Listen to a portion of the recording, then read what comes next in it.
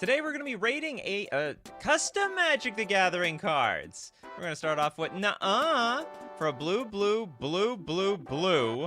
we got Nuh-uh. It's an instant. Counter target spell. Countered. And if that spell can't be countered, counter it anyway. Bruh, says Emrakul. That's exactly bruh. I thought I was uncounterable, and now you counter me with the nuh-uh. Nuh-uh, you know, nothing is countered. I like that card. It's basically counter target uncounterable card. How does that work, though? How would that work in the game? So, like, if a card says to counter an uncounterable card, would it still counter it? I don't think so.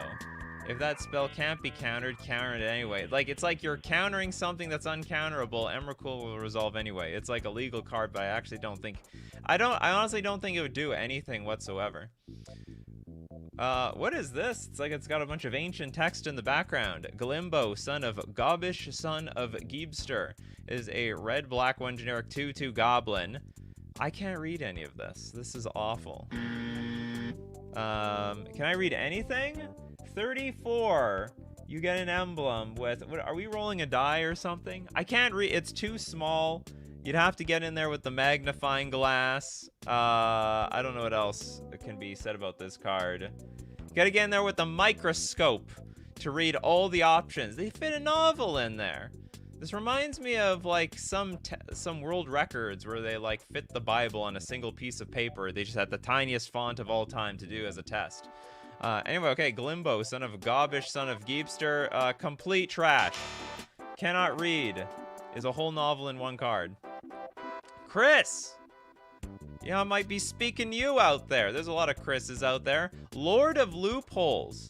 This is an Esper 1/3 Demon Advisor. How much super chat for you to read it? I don't know. $100. I'll zoom in on the damn thing. Okay, we have a legendary Demon Advisor. Pay 1. Counter target triggered ability you control. Oh, that is very fancy. So how is this going to benefit us? It could benefit evoke creatures. So you can basically pay 1 and counter the evoke so it doesn't go to the graveyard. You can counter like the bad part of any, like Phage, for example. Doesn't Phage trigger, I believe, ETB? If you didn't cast it from your hand, you like lose the game. You can counter that ability. I think it has to be a triggered ability. What else can he counter? Counter the One Ring life loss. That's right. Upkeep. I'm not gonna lose any life to that One Ring. What else is gonna go? What else is gonna happen here? The Red Skull got Hornet. What does that mean? Some sort of inside joke? I don't know. The Lord of Loopholes, you say? Yes, the loophole is nothing bad happens to me, and I'm countering my own abilities. Okay. I'm not countering your spells, all right? This thing can only counter my sort of spells. Half of the spell in some capacity.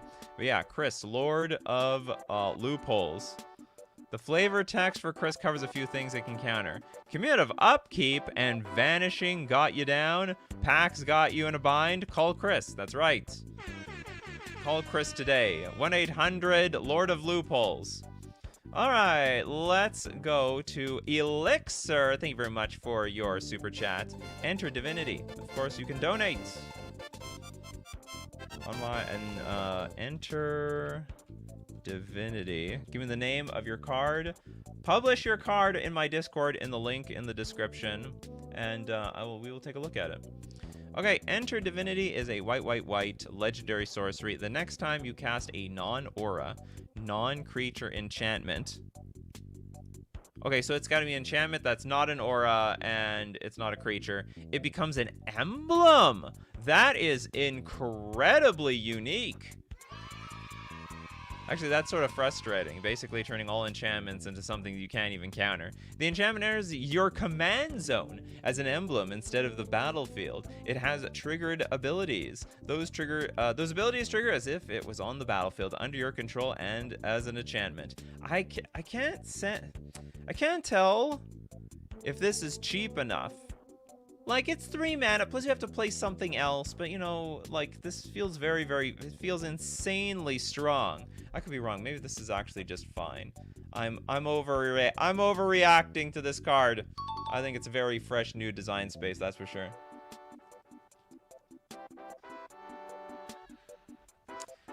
We have Shadow Walker saying counter the haunted creatures triggers. Yeah, we could counter that as well. Okay, I'll get to your super chat in the second half. I get through the sets in the second half of the show. And by second half, I mean after the sponsored segment. Oh, we got Kirby! Hold on, we got a white for generic 1/5 weird alien ally. I never really looked at Kirby as an alien. I looked at him like a piece of sentient chewing gum. It's got flying. Technically, that's true. When Kirby Star Ally enters the battlefield, exile target creature until Kirby Star Ally leaves the battlefield. Oh yeah, because he sucks it up. Kirby Star Ally has all activated and triggered abilities of the exiled creature card. That is an absolute banger design. That is a 10 out of 10 design. It works exactly as Kirby does in the actual game. So it'll suck up a creature. Is the creature, but I don't know if the creature ever comes back. Does it ever come back? It's more like sucking it up and then spitting it out and having the powers. That's how, at least that's how it works on, at least that's how it works on Smash Brothers. Okay, next up we've got Spectral Maniac, Lubel. Lubel, Necro. Let's just look up Lubel. Lubel should be good enough. Along with the token it creates, I adapted this from a recent Shadowverse legendary card while trying to minimize the text. How many people play Shadowverse? I thought all those games were like so ridiculously niche, but I guess they're really popular. Okay, this is a 4-mana 3/4 Demon Shaman. When Lubel, Necro Shepherd, enters the battlefield, create 2 black and green 2/1 Beast Nightmare creature tokens named Vivifauna. When this creature dies, return a creature card with mana value 2 or less from your graveyard to your hand. You gain 2 life. I like the life gain part of that. Now for 2 mana, you can collect evidence 10. That's a lot of evidence. Create a Vivifauna creature token, then give all Vivifauna you control haste until end of turn, and that token is... The Vivifauna is a 2/1 Beast Nightmare. When this creature dies, return a creature card with mana value 2 or less from your graveyard to your hand, and you gain a little bit more life again. Great design. It's not broken. That's all I can say about it. I can't tell how good or bad it is, but it's definitely not broken. I don't think you get 2 2/1s when this creature dies. Hold on, wait a minute. How much power are you getting for 4 mana? Maybe this is broken. For 4 mana, you get 7 power on the battlefield. That's a lot of power.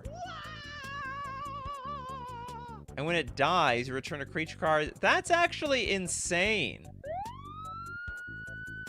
I think this card is absolutely bonkers. Do you know what? I take it back. This card's absolutely nuts. And then you can't even kill these things. When you do, you get to bring back cards from your graveyard, and it gains life. So effectively, this is worth 4 life by itself. I think it's insane. A bit of a fail. Normally, Lubel gives herself haste 2. Oh, I see. Toilet Duck says that Kirby card would be in danger if it was faithful to how Kirby's abilities work in the Kirby games. Maybe. Children should be played with the dead things. Sound says she's right up my alley. What, you want to play with the Lubel? You like the Golgari, huh?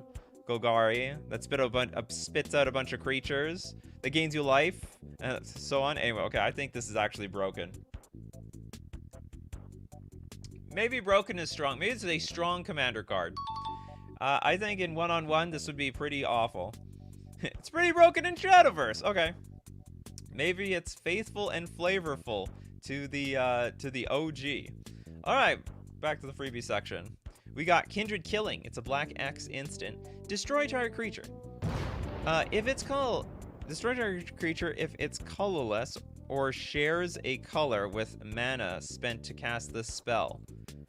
Oh, that is incredibly unique. So the idea is like if I go black-red, I can destroy a red creature. What's with the X though? The X is sort of redundant. Oh, I get destroy target creature. It should have, what's it called? It should just be a black and an X. And It's caught. What? It has Sunburst. Is that what I'm thinking of? The mechanic where, you know, it recognizes the color of mana spent to cast the card.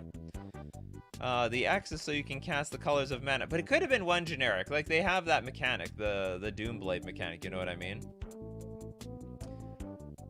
Pedgeman says, balance isn't taken into consideration in the Discord. We are here to print broken waifus. All right, you do that, Pedgeman. You break open your waifus. Yeah, you can just make it one in a black, and then that would work perfectly fine. So a little, I mean, X is legal.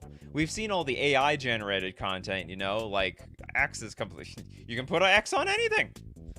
You can make it a billion. It just destroys one creature, though. You can't target more than one thing. Yeah, if and it needs to share just one color, or actually, you know what, X would make sense if it needs to exactly share the colors of the creature. So if you want to destroy a mono red creature, black and a red. You want to destroy a Naya creature, you need black, green, red, white. You know, you could do it in that direction. You can pay 1 black to kill black or colorless. You can, yeah, it will kill them. They'll get them. Sorry, RIP the black creatures in this game. Kindred killing, already naturally in the black colors. So, anyway, I think it's neat design space. I like it. I think it's cool. Winterfox says, no cards for me today. Have 5 card donations. Oh my goodness. Okay, I'm gonna take, okay, we're gonna spread the love around here. We'll take it from the Discord. Okay, we got Tam! Well, that was your card already. Okay, moving up. We've got, okay, we'll give one free one to Dimitri. The Counter Floodgate. Now, this is a 3-mana legendary enchantment. Whenever one or more counter would be put on another permanent, you may instead put that many block counters on this card. When there are 25 blocked counters on this card, transform this card into an emblem called the Counter Flood. When one or more counter would be put on another permanent, you may put that many. Okay, so basically, for every single time you get a counter, I'm putting a counter on this. So you don't get too happy with your proliferating around here. And then we have the Counter Flood. It is an emblem. Creatures you control gain the following ability. Proliferatism 0. This can only be used thrice per phase and must be activated on the stack. When you gain life, proliferate X, where X is the life gained. Oh my god! I mean, to be honest, the bar to get this online is super high because you need to get, what, 25 block counters on this thing. When you draw a card, proliferate Y, where Y is the mana value of the card, which must be revealed. Sim X will always equal 21. What the hell? And then you have Proliferatism X, all creatures with this ability trigger. Well, I'm sorry, the second half, you lost me. It didn't make any sense on the second half. First half was great. Second half, I got lost. I turned around the corner, I didn't know where I was anymore. This is still in development, folks. We saw an early peek to it. Okay, we got one from Pedgeman. Pedgeman has got a red, white, blue, 3/5 dragon monk called Hung Mei Ling, Lazy Gatekeeper. It's a dragon monk with flying and double strike and defender. Defender? Well, that just completely... No! God, please, no! Completely destroys everything that I think this card is going to be good for. At the beginning of each combat phase, flip a coin. If you lose, tap Mei Ling. What? This is just getting worse the more I read it. Whenever Mei Ling is dealt damage, untap her. But how is she even going to be dealt damage? Sacrifice a blood, food, or treasure. Untap Mei Ling. She loses defender until end of turn. Well, thank God. Finally, we have some means of actually attacking with this damn thing. Dimitri tried to kill me with brain stroke. Failed attempt. Anyway, Hong Mei Ling. Completely playable card. I don't even know if it's good. It's a 3-mana 3/7 with double strike. But you have to flip a coin. Half the time she's gonna be tapped. And she has defender. You have to sacrifice things to get her online. Okay, Pedgeman got one already. Let's give one to Toads! The Bringer of the Pain. It's a 9-mana 5/5. It is a colorless Bringer. You may pay Wooburg rather than pay the spell's mana cost. It has haste. When Bringer of the Pain enters the battlefield, it deals damage to target creature, equal to the converted mana cost used to cast it. So when it enters the battlefield, deals damage. Isn't the converted mana cost just going to be 9? Enters the battlefield, deals damage to target creature. Oh, it's never going to not be 9, in my opinion. I don't get it. Well, it just deals... Okay, it just deals 9. 5 mana for 9 damage. I actually honestly think this could be... It's probably not fair. Commander fair. Probably not fair anywhere else. 9 damage, who cares? We have a lot of damage to play around with. Next, we've got from... Who is this? Z. Oh, I got my... I want to give credits. To Z! Open Vault. It's a 1-mana artifact. Open Vault enters the battlefield with 20 gold counters on it. Pay 2, remove a gold counter from Open Vault. Create a tapped treasure token. Any player may activate this ability. Sounds like somebody's going to cash in. Cash in big time. 20 counters? That's a lot of I guess the vault is open, though. Pay 2, remove a gold counter. So you pay... that's pretty interesting. Sort of like a group hug type of card. So everyone with their extra mana, if they have nothing else to do, they can take a bar of gold out of the open vault. Honestly, this is 10 out of 10 flavor, 10 out of 10 design, and I think it's also a lot of fun. That is this is easily one of the best design cards I've seen all year. Cool card, the Open Vault. Okay. We got from the Digger. It is a Debu Ratha, God of Smurthmig. It is a 6-mana, 6/7 god. Affinity for artifacts. Now, at the beginning of your upkeep, create an XX artifact equipment where X is 3 plus the amount of gods you control. Have in your exile and have in your graveyard. Its equip cost is 0. At the beginning of your upkeep, we're creating an XX artifact equipment where X is 3. What does that mean, an XX artifact equipment? So it's like an equipment that gets +X +X? It's a weird ability. And then we have... honestly, this card doesn't make a whole lot of sense to me. But we can go on to the next one. Ashi, God of Punishment. You're going to absolutely get punished for 7 mana. It's an 8/9 god. Whenever Ashi could attack... You may instead exile a permanent for every god in your graveyard and exile. That's pretty neat. I think that works. It is for my brothers. I shall smite you mortals. In their memory, you shall be gutted. I believe one more for the super chat. What the hell is this? We got Yu-Gi-Oh cards in here. The assault mode activates a trap card. Tribute 1 synchro monster. Special summon 1 assault mode monster whose name includes a tributed monster's name from your deck and attack position. I don't get it. Is that a custom card? I'm wasting the custom. I'm wasting the super chat on them though. Okay, back to the freebie section. Anung on Rama Hellboy. It is a red 3 generic 5/4 human devil with BPRD agent. You may have 2 commanders if they both have BPRD agent. Protection from demons and devils. Also pay 2 mana, sacrifice an artifact, put a +1/+1 counter on Hellboy. He fights up to 1 target creature. Activate only as a sorcery and only once each turn. 5 mana for a 5/4. That can be your commander. Protection from demons and devils and fight things. 100%. That's just a real... This is just a real card. Did someone try to pass off a real card? Oh, you're talking... Oh, you must be talking about the Yu-Gi-Oh card. So try to pass off real Yu-Gi-Oh cards in the Discord. Well, guess what? I don't know the difference between a real one and a fake one. So joke's on me. Little MX Doom.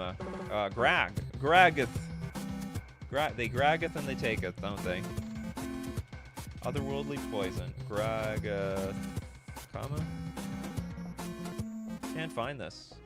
Otherworldly Poison. Little MX Doom, you didn't give your card a title. I can't find it.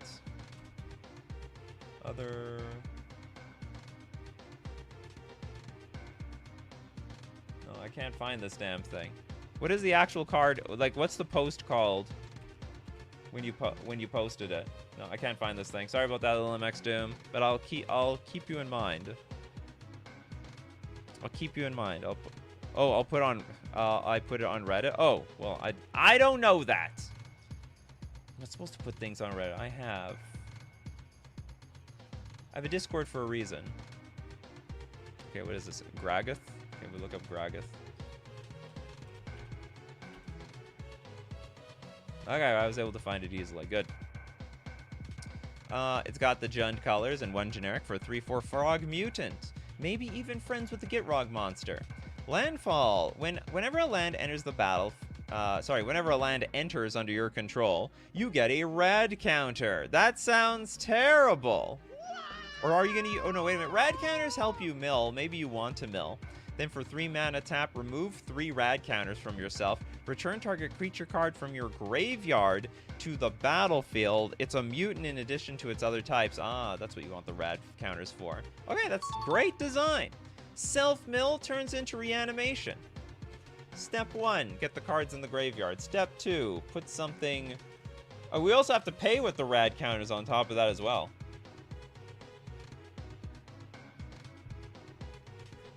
Yu-Gi-Oh card, was it for a discussion in the Discord? No, I see, I got it. Back to freebie section. We got the Dread of Erebos. This is like some sort of psychotic painting in the background here. Sorcery. It's got Madness, black. Dread of Erebos deals 1 damage to each opponent for each card in your graveyard named Dread of Erebos. A deck can have any number of cards named Dread of Erebos. Oh, so it's like Relentless Rats, but in the form of a sorcery. And it costs 0 mana. So you can only discard this card. Deals 1 damage to each opponent for each card. So I'll tell you what you need to do.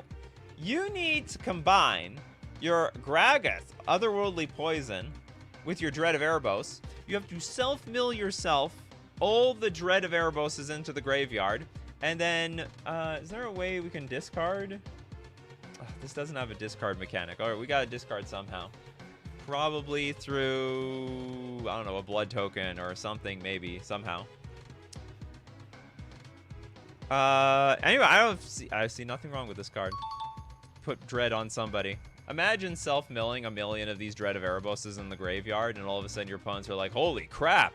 I mean, if you put like 75% of your library in the graveyard, you could probably just one-shot all your opponents to death. Enemy spotted. You didn't know about the Discord thing? You've been here for forever, haven't you? You've been here for months, little MX Doom.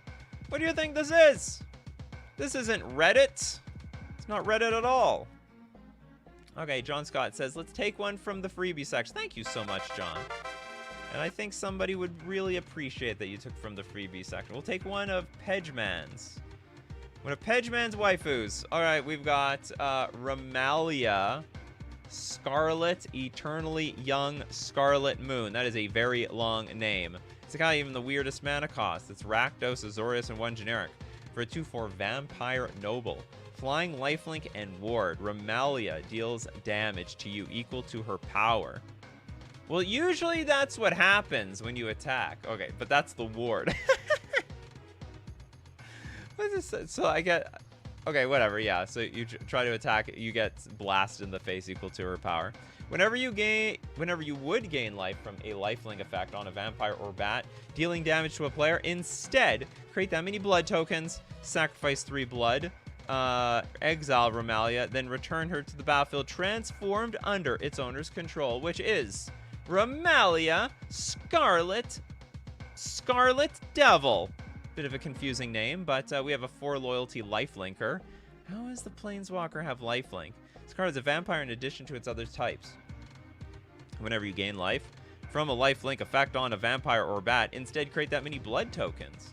+1, sack any number of blood. Create that many 1/1 black bat creature tokens with flying and lifelink, and put that many loyalty counters on Ramalia. And then pay -X. Ramalia deals 1 damage to X target creatures, tap those creatures, and put a stun counter on each of them. And then -8, I have no idea how you get the -8. You get an emblem with Vampire spells cost 1 less to cast for each blood that has left the battlefield this turn. I can't tell if this is broken or not. We sacrifice 3 blood to transform it. Whenever you gain life from a lifelink effect on a vampire or bat, we get that many blood tokens. This card might be fair, actually. You know, I might be overthinking this thing. Maybe it's okay. What's a vampire's favorite beer? Blood Light! Oh my goodness. Tommy Sins here with the jokes. There are Grixis vampires in New Capenna. This is like Azorius. This is like Mardu. This is like a weird mix of Grixis and Mardu together. John Scott likes it. You were not disappointed with your super chat. Your donation was well worth it. Okay, we got the Crashing Bus. Oh my goodness. It is a red 4 generic, 7/7. It's an artifact creature. It should be a vehicle. This is a flavor fail. There's no way this... What the hell does Crashing Bus mean? Is this like something from a movie that I don't know about? Ninjutsu of a red 2 generic? Come on, these buses just don't appear out of nowhere. Return an unblock attacker you control. Back to hand. Put this card onto the battlefield from your hand, tapped and attacking. It's got trample and haste. The haste is useless because we're using ninjutsu. And at the end of turn, sacrifice Crashing Bus. Holy shit! Get out of the way! What is going? Yeah, it looks more like explosive. Yeah, the explosive bus. It's blasting onto the scene, or it's blasting away like Team Rocket. You know. It's from Speed. I'm familiar with the movie, but like, did they crash the bus?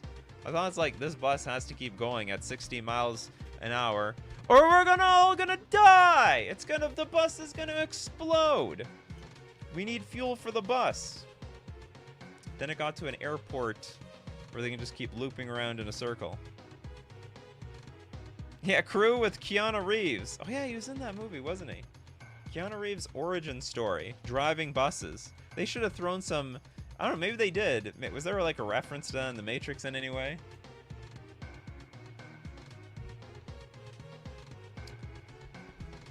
I never paid close enough attention to that, to those movies to know one way or another. Okay, next up, we've got Brawly's Shadow. Oh, hold on, I gotta rate this thing. I don't like it. I don't know, maybe this is like a flavor win in some way. It like makes no sense to me. It's not really a flavor win to me. I don't think the bus has haste. It just couldn't stop. I think at end of turn, sacrifice Crashing Bus makes a lot of sense, but the rest of it does not. This bus should not come out of nowhere. Brawly Shadow! Krill the Shell Seeker.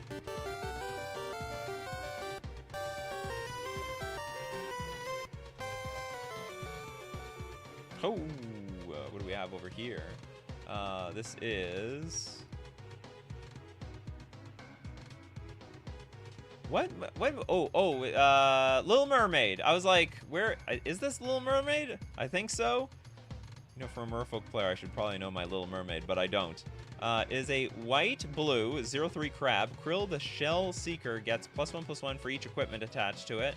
Then pay 1 blue, 1 generic, unattach an equipment from Krill. Attach another target equipment you control to Krill. Activate only as a sorcery. Sacrifice an equipment attached to Krill. Krill gains indestructible until end of turn. That is a lot of abilities for this thing. What the hell is this? Sorry, that was the wrong music. But I fixed it. Okay, hold on. I gotta reevaluate Krill here. 2 mana for a 0/3 crab is not bad. It doesn't even mill anything, though.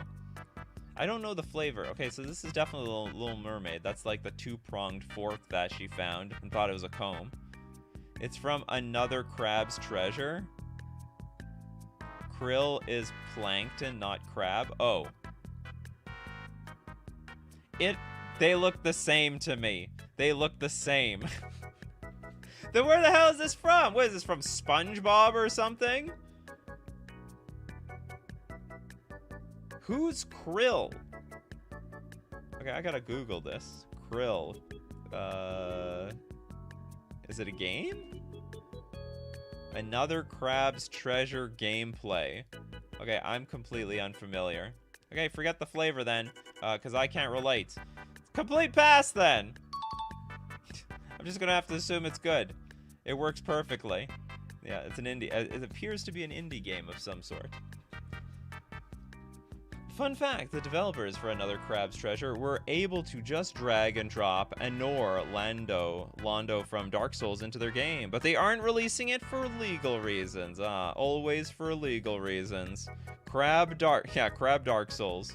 Alright, you heard the music, everybody. It's time to thank our sponsors. My favorite sponsor, FusionGamingOnline.com, the place to buy all my Magic the Gathering cards. I don't know if you've heard this, but Mon Horizons 3 is ready for pre-orders. Grab all your new, they got the free pitch spells, or I guess free sack a creature in play spells.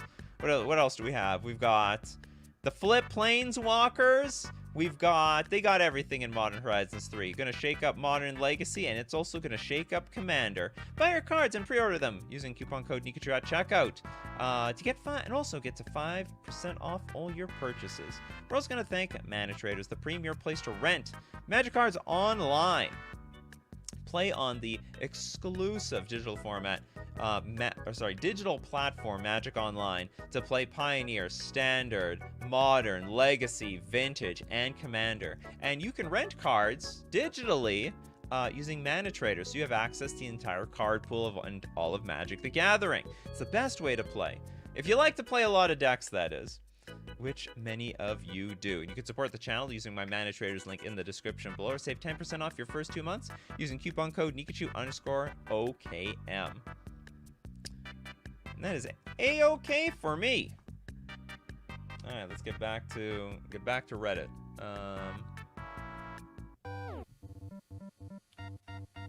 It was the ad time. Any good planeswalkers in MH3 for a mono white deck? Oh yeah, absolutely, the Ajani. I think there's an Ajani. Wall of text. Nice words. Too bad I ain't reading them. This is like a flavor text. This is like when flavor text meets the picture. Oh my god. Okay. For Star, you may pay white to generic to cast this card from your hand. Wall of text is a wall creature. Wall of text is white. Wall of text power is equal to 0. Wall of text toughness is equal to 6. Wall of text can't be cast from the graveyard. Wall of text can't attack. Wall of text does not have all activated abilities of blue wizards in your graveyard. Wall of text cannot be your commander.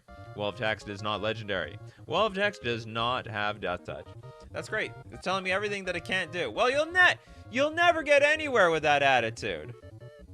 It is, I don't even know if this is even a legal card, the way you word this thing. Oh yeah, Mike, this creature does not have flying. This creature also cannot attack. This creature also doesn't have 2 power. You go on for forever and ever. Ajani is Boros, color identity if you care about the commander. If not, he's good. Correct. Is very good. Sounds here promoting Fusion. Fusion Gaming Online is great. Buy all your cards from these guys are phenomenal. Give them 10 plus and a new deal all the time. There we go. Says sounds. We got. So you don't have to. Don't take it from me. We've got people in chat also saying good things about Fusion Gaming Online. Okay, what happens when you humility this thing? Becomes a 1/1. As far as I'm concerned. It will also not have flying and not be able to attack. Oh. I guess it will be able to attack. I'm assuming the humility overrides all this. Oh, maybe not. I don't know layers well enough to know how this interacts with humility. Great question. It was so specific about what it's not, too. Like, it cannot attack. It does not have flying. It cannot be your commander. It does not have death touch. Yeah, what happens when humility happens? Layers happen. It's exactly what happens. And what happens when layers happen, you don't want to know. It gets a little freaky in Magic the Gathering. It's where the rules bend and don't make any sense. But those are the rules. And that is just the way of things. Yeah. Why does this work in Magic the Gathering? Layers.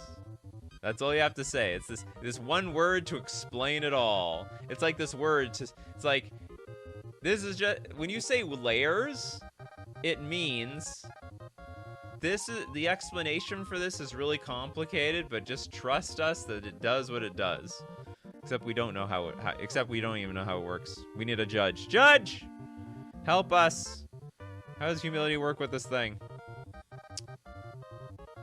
Just look up the layers in the CR and work it out step by step. Oh yeah, like that's how I want to spend my day. Not! I don't want to spend my day. Dark Star Ashura! What have you got cooking up here? Part 3 of my Castlevania set. You're a natural Majra here. Castlevania set.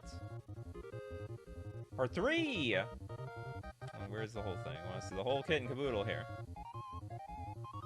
Alright, so we've got the Atrophied Grizzly. It is a green-black 2/2 zombie bear with trample and lifelink. Once majestic, now a mere shadow of its former glory, the Atrophied Grizzly roams the cursed lands, a testament to the decay that grips this realm. And on top of that, it's got trample and lifelink. Okay, well, that is... It's gotta be okay.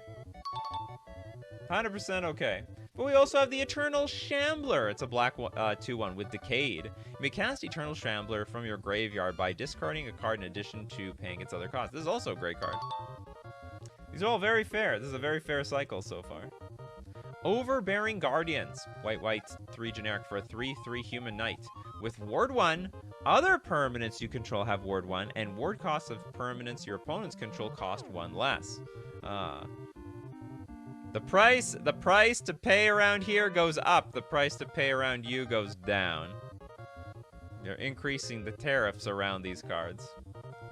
Alright, we got the Priest of Corrupt Beliefs. It's a black-white 2 generic 2/2 human cleric with Extort.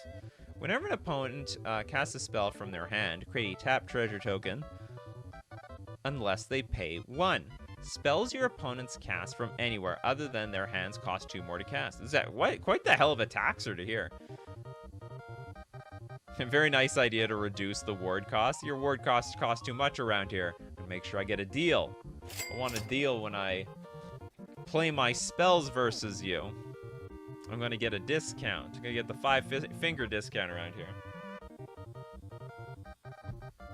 Sounds like Alex hates ward. So whenever an opponent casts a spell from their hand, create a tap treasure token unless they pay 1. Isn't this like really close to that other card that has the guy spitting out a bunch of gold coins or something? Isn't this like insane? This is just an alternate version of... I can't remember what it's called. It's like a 4-mana enchantment. But as people cast spells, they're like, the onus is on them to pay 2, or they get a treasure token. This is a creature that taxes the opponent in several ways, and it has Extort at the same time. Smothering Tide, that's what I was thinking about.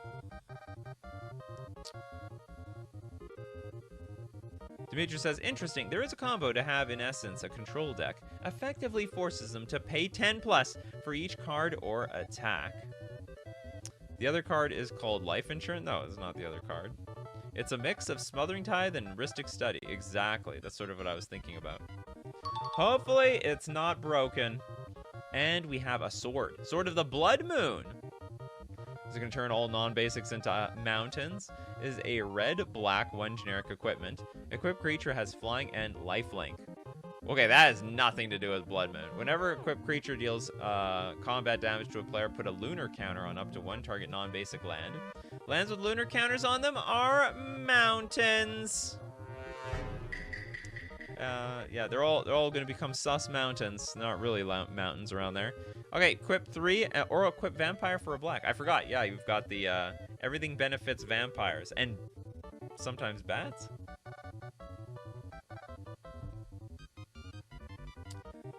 Smothering Tithe triggers by drawing cards, not casting. Ah, that's the difference. That's the difference. Just to go back to this card. Whenever an opponent casts a spell from their hand, that almost sounds worse. Maybe not. Everyone's always drawing cards. Not everyone is casting spells. So there, Your opponents will be put to a decision. Do I want to pay the 1 or do I want to give you a treasure? Pay the 1. Give you a treasure. I don't really want to be taxed. But at the same time, like, a treasure doesn't actually do anything. Anyway. Dimitri, I was asking the question since I was interested in making a full-on control deck that forces an opponent to pay 10 plus mana or a life for all casts and attacks. It's possible. Is there a combo, in essence, a control deck effectively forcing them to pay 10 for each card? I don't know, actually. I thought I mean, you can make it if you want. But I'm not familiar with an actual combo that does that. All right, freebie section. The freebies, the freebies. Purchased treachery. What, did I pay someone to betray me? Is this like when you pay somebody to bang your spouse or something? It's a red-blue enchantment. Creatures you control may attack you. Creatures you can... What? Whenever a creature you own attacks you, create a treasure token. That makes no sense. Are they robbing you or something? Oh yeah, that's great. That's exactly... Well, I guess you could put this in a wall deck of some sort. Just a bunch of 0-power creatures. Not with Defender, of course, but... You know, like a Boreal Grazer. It's a 0-3 or Spellskite or something. You know what I mean? I know, Ketchup is like, LOL over this thing. Eggy Pot says, I came here to chew bubblegum and Diblick, and I'm all out of bubblegum. Well, then it's time to Diblick. This is very original. I don't know if it breaks the rules, though. To prove the loyalty of his men, the Baron would give a dime for anyone that fisted his face. What the hell? There were miscalculations. Let's just say it's possible. All right, it's fair. It's not the most broken thing in the world. Hey, hold on, if you have creatures that can attack you, can't you just have creatures that block? I guess the only problem is you're wasting some of your attacks. So you can have, like, you can attack yourself and let your own creatures bounce off of each other, you know? Alright, next up. Let's take a look at Alex Gibson. Shocking Blossoming. Thank you very much for your super chat. If only this was in MH3. Shocking. Shocking Blossoming. It's like a lotus. It is Gruel Blue, 2 generic for an instant. You get 2 energy. Then you may pay any amount of energy. Shocking Blossoming deals X damage to target creature. Then return up to X land cards from your graveyard to the battlefield tapped? Where X is half the amount of energy paid this way rounded down. Yeah, I guess so. If it's gonna be half or less, I can get behind that. Rarely do the Izzet and Simic work together, but when they do, the results are explosive and in a good way. Yes.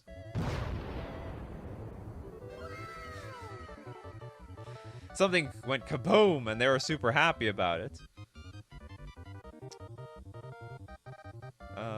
Energy is bad, but this might make a combo for mid-range decks. Could be balanced.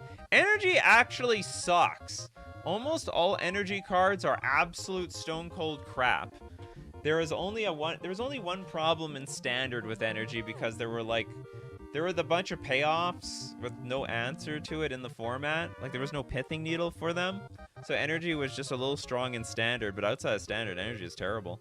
We're gonna see what happens with Modern Horizons 3. They're gonna try to make energy competitive, which might be a mistake. I think it's good that energy is worthless because it's so hard. You can't interact with energy. Energy is infinite. It is just always there. Energy cannot be destroyed. It is just transfers from one area to another. Brash Tantra could use this self-attack tech stuff. Oh, you're talking about the self-attack card? Maybe. Yeah, cannot be created. Oh yeah, how are we creating this energy? I guess we're absorbing the energy from somewhere else. You see that lightning? It's a Shocking Blossom. It absorbs lightning like a lightning rod. No, you have X energy paid and X that equals half rounded down, which is wrong formulation, is it? I'm giving it a pass anyway. It's good enough for me. Okay. We got the Bestowed. Is a blue-green 1/1 frog with bestow for a green-blue 1 generic. It's got Death Touch. When bestowed or enchanted creature deals combat damage to a player, you get to draw a card. Enchanted creature gets +1/+1 and has Death Touch. There are few worthy of having its secrets bestowed upon them. This is just like puns. The card. It's just full of jokes. Am I a joke to you? Says the Magic the Gathering card. How many jokes are there? We got bestowed. It has bestow. Whenever bestowed or enchanted creature deals combat damage to a player, we draw a card. I like that. Death Touch and draw a card. That is sick.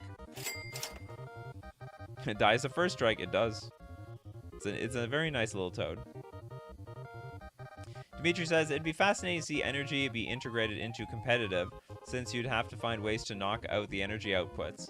Yeah, but the problem is, like, some of the energy outputs are impossible to knock out. So, like, a lot of them are just instants and sorceries, so good luck doing that, I guess. Okay, next up, we've got... is the fact that, like, we don't have so many super chats as we usually do. Proof of Fate. Where the hell's Majra? Or is it because we now do this every week? They're gonna choose when they come and go. Okay, so we got Proof of Faith is a white instant. You get a white color counter, and you also get to draw a card. Why? You get a color counter counts towards your devotion to a specified color. So this is for devotion. You get a white color counter. A color counter counts towards your devotion to a specified color. It's just so weird. Where's the cycle? It should be like a cycle. You get the one for green, blue, black, red. It's exactly how it works. I guess there's a you would be neat. I think a little bit better would be like you switch. No, you don't want to switch because this is probably just gonna be in a mono white deck, right? Just trying to think switching the color of other colors. You just want to add. Change the converted mana cost of card to this thing. Okay, so this is... I don't know, it's a weird pass, I guess. Yeah, okay, it builds a permanent pip for, like, Heliod. Seems alright as a concept. Yeah, that's basically what it is. You get an extra pip to your Heliod. It has to be Heliod, because it's for white. If it was for blue, it'd be for Thassa. Yeah, speaking of Majra, Majra's here. Hello, everyone. Here's part 6 of the Draken. Part 6. Part 6 of the Draken. Didn't we do this? Or did you fix the cards? Okay, so we have Charming Domination. It is for Jund color sorcery. Gain control of target creature or planeswalker until end of turn. Both you and the target's owner create X treasure tokens and gain X life, where X is its mana value.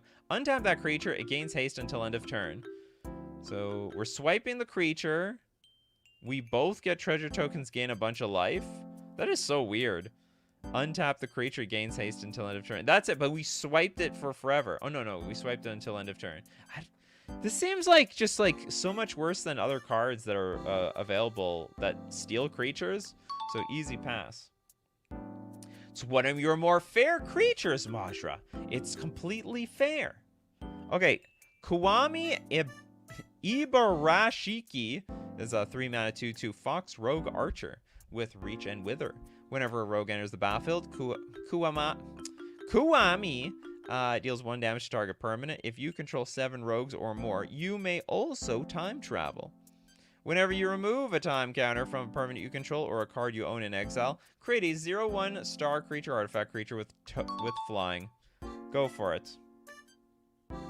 Yeah, Majra, the legend saves the day. If you watch these streams, you must be a fan of Majra. Okay, we got Mac Shadowmoor, the red, black, 2/4 human rogue artificer. The legend rule doesn't apply to tokens you control. At the beginning of your upkeep, if you control a legendary artifact, or another legendary creature. Choose one. You can investigate or create a token copy of an artifact or a token you control. The legend rule doesn't apply to your tokens. Make as many legendary tokens as you want. Do we have 5 cards? You get 10 cards. 10 cards per day. You get like 2. You get this show every single week. Max many Philosopher's Stones. It is for the Jund colors, legendary artifact. As long as you control another legendary artifact or a legendary creature, the first card you draw each turn has. Oh my god! You brought back Miracle. Miracle cost is its mana cost reduced by 3. Pay 4, tap, draw a card. You know what? I think you can make this work. So I guess it would Oh wait a minute, would this be broken in an artifact deck? But you're in Jund color, so that'd be hard to pull off. But yeah, like artifacts would be like free. Oh look, Basalt Monolith. I'll just get this onto the battlefield for nothing. That's a deal I can't refuse. And then lastly, we got the mana Kosuzu. It's a red 2 generic 2/2 human rogue wizard with haste. Whenever a time counter is removed from a permanent you control or a card you own in exile, create a treasure token. Great treasures. I think this is fine. It's incredibly reasonable cards. Swipe it once and do the supreme move at the bottom with all the counters on it. Yeah, sure. Okay, next up. Is this Reddit? Where are you posting them? These, so some people submit and then pay for cards in my Discord. I have instructions in my description.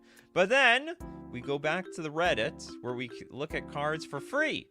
Like the Bloodline Thinner. It is a black-white 1 generic 2/2 vampire mercenary. Now, Vitality is a black-white 3 generic flying lifelink. When Bloodline Thinner enters, if you paid its Vitality cost, exile target creature an opponent controls. Then put 2 +1/+1 counters on the Bloodline Thinner. So I can cast this spell for its Vitality cost. So 5 mana instead of 3. And I can only do it if I gain 3 or more life this turn. If 5 or more life was gained, I draw a card. It's like a lot. What a weird mechanic. Aspie says, too bad I'm banned from Reddit. I'm not banned from Reddit and I don't use Reddit. Okay, yes, and Brawly Shadow has the rules. Yes, you can submit 10 cards, and it's every Wednesday. Wednesday custom card day. You dropped it from 15. Yeah, so the show doesn't reach 3 hours. The show is getting longer and longer every week. It was going from like 2 hours 15 minutes to 2.5 hours to 2 hours 45 minutes. We went to like 3 hours 15 minutes.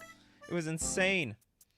Okay, next up, we can take a look at a super chat from Arcanus. Thank you so much for your super chat. Vermilio, the red mage. Vermilio. Looks very devilish. Very devilish. Red, red, red. For a 1/1 devil wizard. Whenever Vermilio, the red mage, becomes tapped, put a stun counter on it. That sucks. Pay red, tap. Vermilio deals 3 damage to any target. Ah, I see. Now I know why we put a stun counter on it. Pay 2 mana, tap, destroy target artifact. Pay also 2, tap, copy target instant or sorcery spell, except that copy is red. You may choose new targets for the copy. And pay 3, tap, exile Vermilio, the red mage. Each player discards their hand. They draw 7 cards. We're putting, like, basically Magus of the Wheel on this thing. It's literally Magus of the Wheel. And we can do this repeatedly. We don't even... I can't remember. Did Magus of the Wheel sacrifice itself? I could swear Magus of the Wheel.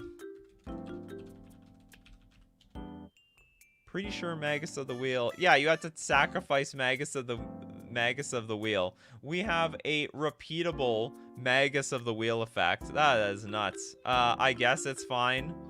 Hopefully. Hopefully it's not crazy. At least you put a stun counter on it. Vermilion exiles itself? When? Where? Oh, sorry. I didn't notice that. Okay, the exile Vermilio. Ah, yes. Insert everyone in my comment section. Nikachu, you don't read the cards. Okay, balanced, as all things should be. How do you achieve the... Okay, we're gonna go to Wort, Wonderful Mistake of Nature. We have a red, white, green, 1/1 human with Skulk. Whenever this creature deals combat damage while being blocked and attacking alone, without dealing lethal damage to a creature or receiving lethal damage, transform Wort, Wonderful Mistake of Nature. That's for a not safe for work unset.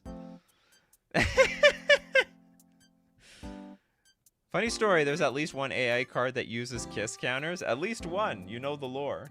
How do we get the other side of this?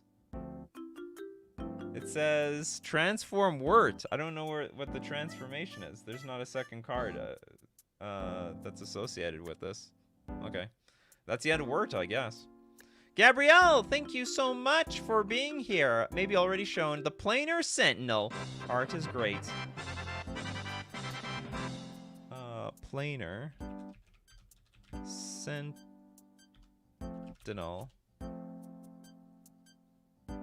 We got a 6-mana 5/5 with a construct, protection from colorless and permanents with mana value 7 or more. The abilities of colorless spells and spells with mana value 7 or more do not trigger when they are cast. What?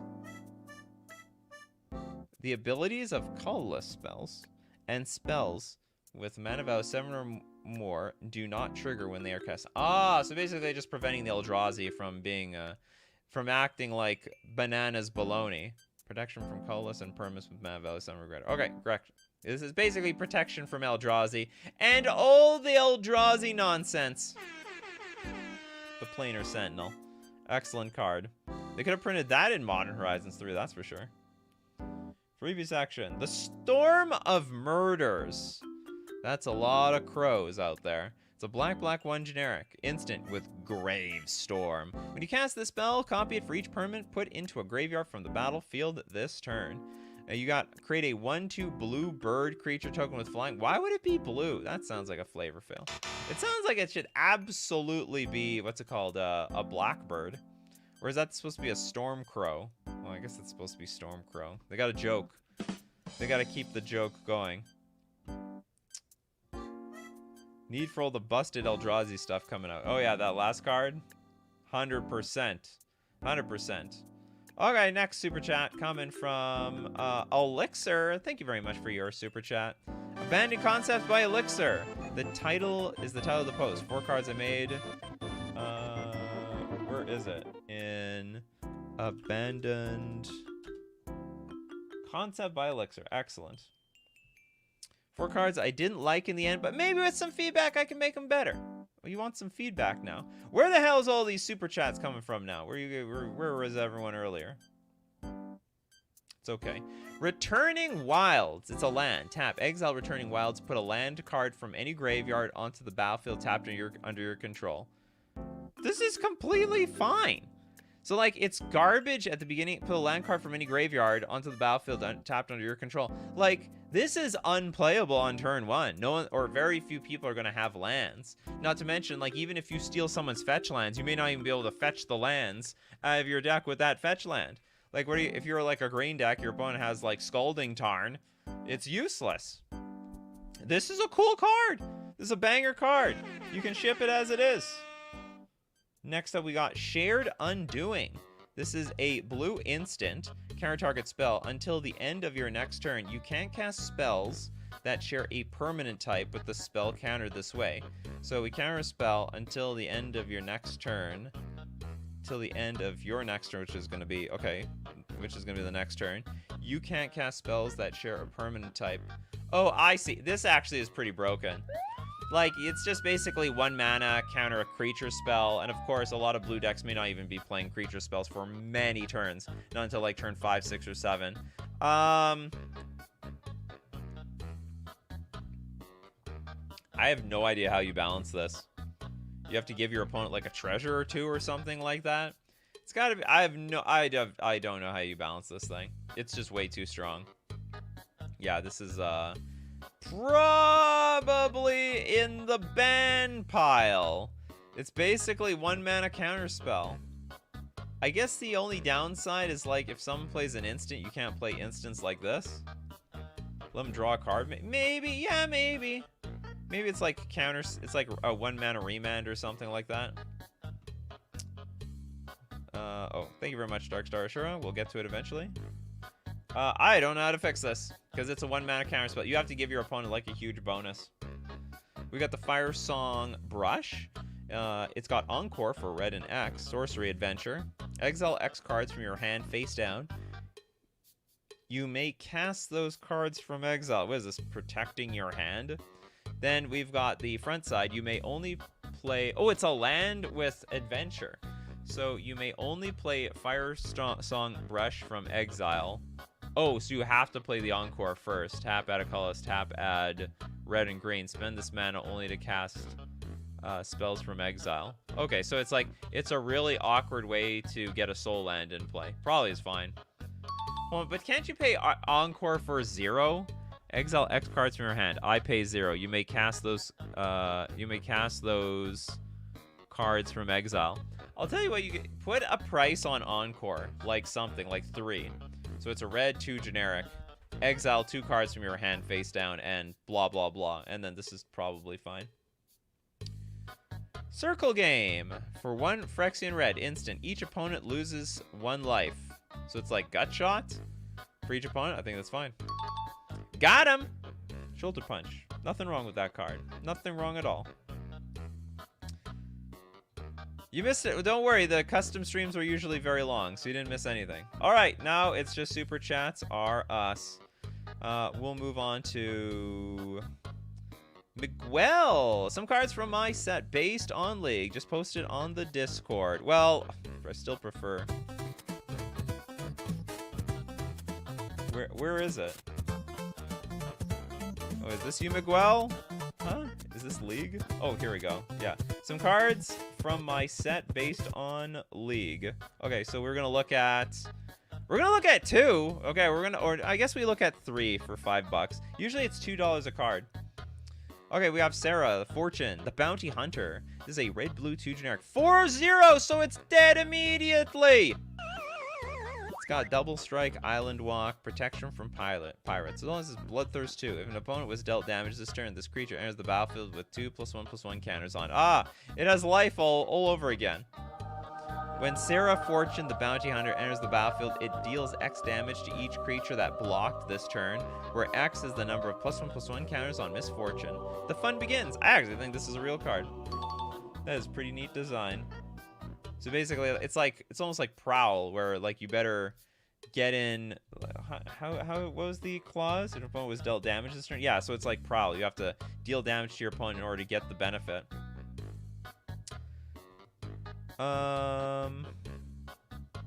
Pirate's Booty. Okay, we have Hirana Monastery. It's a land. Tapped, add a colorless. For Naya, tap, put a stun counter on Hirana Monastery. Create a 1/2 green and white human monk creature token with pay a green tap. Sacrifice this creature. Legendary spells can't be countered this turn. Tap. This is fine. This is great. This is a great card. It probably is very expensive. You probably could be cheaper or something.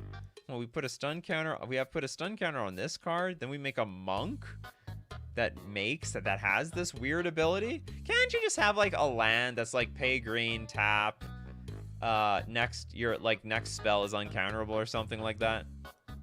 Or add a mana used to cast a creature this way is uncounterable. I think that's totally fine. Like, this is a really convoluted way to make a creature uncounterable. Unless you just wanted to make the monks. I guess this is just a monk token generator. What does that have to do with the pirates? I thought this was like, that had some theme together. Oh, got the Butcher's Bridge. It is a land, taps it for colorless, and for Grixis tap. Put a stun counter on Butcher's Bridge. Why are we putting stun counters on these things? We're making things too fair. Separate all cards in target player's graveyard into 2 piles. That player exiles all cards in the pile of their choice. That is also completely... That is unique design space, actually. I have never, ever heard of like a fact or fiction for the graveyard, and it's repeatable, and it's not even broken. I mean, like, what's the most busted thing you can do to somebody's graveyard? It's basically like, exile half of it or get rid of like half their graveyard tokens or whatever. I think it's cool. Very, very cool. Okay, Majra, what do you have? I use my pet and the pet of one of my boyfriend for this one. Told you it's a bit chaos. All right, let's take a look at it. I use my pet. I use my pet. It doesn't work. Told you it's a bit, is that the name of the set? Told you it's a bit chaos. Are we looking up cards, Majra? What's going on here? Or are you just giving me a comment? Okay, there we go. Part 7. That's the important part, Majra. That's you got to tell me the name of the post. That's the most important part.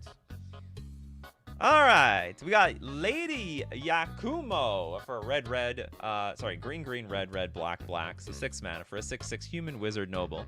What the hell is an AI generated Magic the Gathering card? We got planeswalker abilities. Oh, I forgot that was a theme. It was a theme on what's it called? In the Draken set. Okay, -1, reanimate a land from any graveyard. -2, discard a card, draw 2 cards. -3, destroy target non-land permanent. Flying Trample, ward 3. Whenever a creature you control deals damage, put a loyalty counter on Yakumo. It's really hard to enable, that's for sure. We got a cat! Okay, inspired by your cat. Majra's cat online with black for a 2/3 cat rogue wizard. Haste, death touch. As long as Mitama is on the battlefield or suspended, whenever you time travel, each opponent loses 2 life. Whenever Mitama dies, exile it with 9 time counters instead. It gains suspend. So Mitama never dies. Mitama's just taking a break before Mitama comes back. Now, if Mitama is cast from exile and enters the battlefield with a finality counter on it. I don't remember what finality counters do. Yeah, cute cat. Okay, Medusa. Medusa Castro? Is it like a Medusa of Cuba or something? Is today custom card day or AI day? Today is custom card day. And it will always be custom card days now. Oh, you might have been asking about, yeah, this card. Okay, sorry about that. Okay, Medusa Castro for 6 mana. 3/3 Snake Rogue Warlock. Whenever another modified creature dies, reanimate it under your control. At the beginning of the next end step, only if you still control Medusa Castro. Huh? Whenever another modified creature dies, reanimate it under your control. Okay, get rid of the comma. I got confused. At the beginning of your next end step, only if you can. It's just like, just reanimate under your control at the beginning of the next end step, only if you control Medusa Castro. Whenever a rogue enters the battlefield, proliferate. Those proliferate players. Buff up those planeswalker abilities, right? Mugen Kozuzu. It is a green, black for a card I can barely read. Majra, what have you done? Okay, it's a Fox Rogue Cleric for a star 4 generic. Trample. Partner with Vangelis Wild's Wild's Opera. At the beginning of your upkeep, if you control another legendary permanent, choose one. Create a food token. Create a token copy of a land or enchantment you control. Mugen's power is equal to the number of time counters on the battlefield and in exile. More suspend, more power to the Mugen. Fox Rogue Cleric is cute. They're all cute. Okay, next up. We've got Poppy. Oh, wow. How many pets do you have? You got a dog and a cat? Poppy, Mitama's best friend. Aww. Okay, triple black for a 3/3 dog rogue warrior. Haste, whenever you remove a time counter from a card you own in exile, lose 1 life, then draw a card. Whenever Poppy deals damage to a player, you may put 2 time counters on any non-land permanent. You know, this really inspires me to make some cards out of Chubby Meatball. I could very well describe Chubby Meatball as a card. She's like a creature that has haste, but like she's like creature has a haste, but like whenever another creature enters the battlefield, return Chubby Meatball back to your hand. Chubby Meatball is my cat. She's terrified. You know, anything that like enters the home, she's brave and confident all around. Like if any other animal enters the home, she'll basically growl and hiss at the damn thing. But in the wild, when I take her outside, she is terrified of everything. Every animal out there, no, she doesn't want it. She's not going to stand her ground. She stands her ground for the home. That's about it. Where do you look for these cards? These are all, this is in my Discord. If you want to be part of the show, I have instructions in the description, all right? You do have to donate. You got to pay. This is a pay-to-win game around here. Okay, next super chat. Coming from... we'll take the... what order are we going to take this? Take one from Keiner, the German. Finally, I made it to a stream. Hope you're having a fantastic day. I'm having a wonderful day. Give the super chat to someone who actually has a card suggestion. You got it. Well, what we're gonna do is we're gonna donate it. Okay, I'm just gonna close my eyes and we're gonna give it to somebody who goes to, boop. Who do we land on? Oh, we land on Toads. We've done that one. Closing eyes, boop. Sly. We'll take a look at your Colossal Fighter. In fact, we'll look at two of your cards, Sly, because that was a $5 super chat. We have a white-red 6 generic 4/3 Golem Warrior with First Strike. Colossal Fighter gets +1/+0 for each creature in your graveyard. When Colossal Fighter dies to combat damage, return target non-Golem Warrior creature from your graveyard to your battlefield. You like golems, I think. You're sort of revealing yourself. You're a golem fan. What the hell is this? This has got to be from some cartoon or something. There's no way this art is this art is no accident. And the Colossal Fighter Assault Mode. The white-red 4 generic 6/4 Golem Warrior. As an additional cost, to cast this spell, sacrifice a creature named Colossal Fighter. Sounds very Yu-Gi-Oh-like, even though this is clearly not Yu-Gi-Oh! When Colossal Fighter / Assault Mode enters the battlefield, search your library for up to 2 warrior creatures and put them into your graveyard, then shuffle. That is definitely... I've been on enough Yu-Gi-Oh!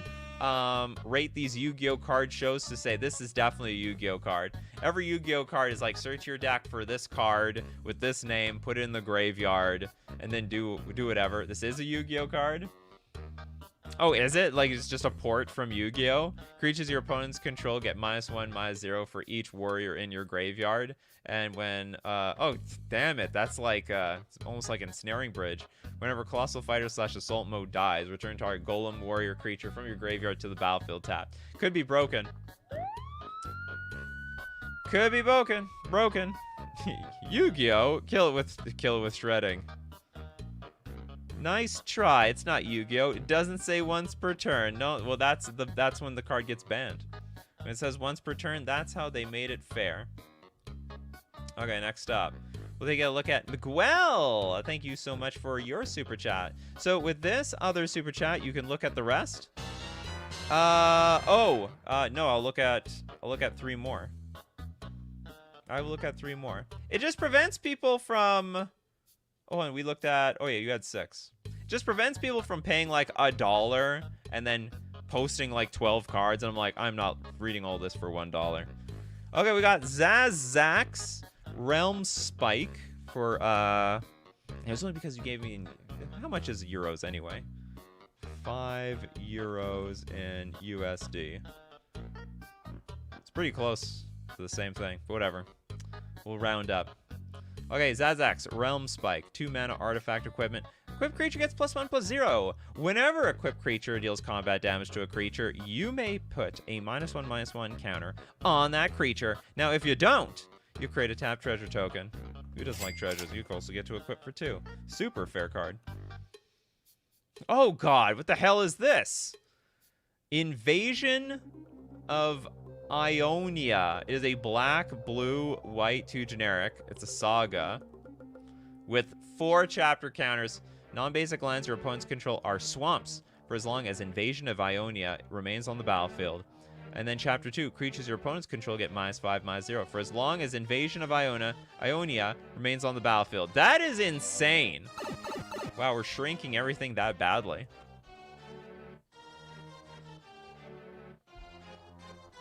Okay, Chapter 3. Creatures you control gain Death Touch until end of turn. And then Chapter 4, destroy target non-black creature. I guess this is fine. Hold on, they are swamps for as long as... Do you know what? I think this card might be busted. It's like a Blood Moon almost, with like extra abilities. So first you turn everything into swamps. Like, I don't know, maybe it's fine. It'd be totally fine if it turned everything into swamps in addition to other types. Maybe this is okay. I can't tell. This one's harder to judge. It's 5 mana, but it's not that hard to cast. And it's around for so long. It's around for like 4 turns. It can destroy a land. It absolutely can destroy a land. Or can it? Non-basic lands your opponent's controller swamps for as long as this is on the battlefield. Destroy target non-black permanent. Oh yeah, it can destroy the land afterwards too. I'm going down, but I'm going to go down with your land as well. Yeah, 5 mana Blood Moon print. All right. I heard. Do I have 1 vote for a pass? Okay, I got 1 vote. Sold. Make Void for 0 mana. Oh yeah, this has to be fair. Okay, instant, split second. As long as this spell is on the stack, players can't cast spells or activate abilities that aren't mana abilities, and it's got Storm. Whenever you cast the spell, copy it for each spell cast before it this turn. You can choose new targets and exile target creature land. That is horribly specific.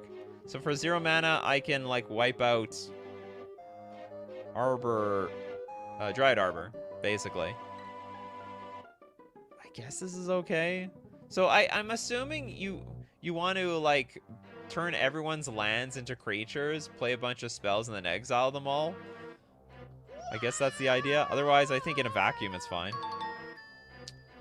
Destroy all the Dryad Arbors, all of them. It would destroy the land since the last stage happens while still in the field. Yes. Okay, moving on.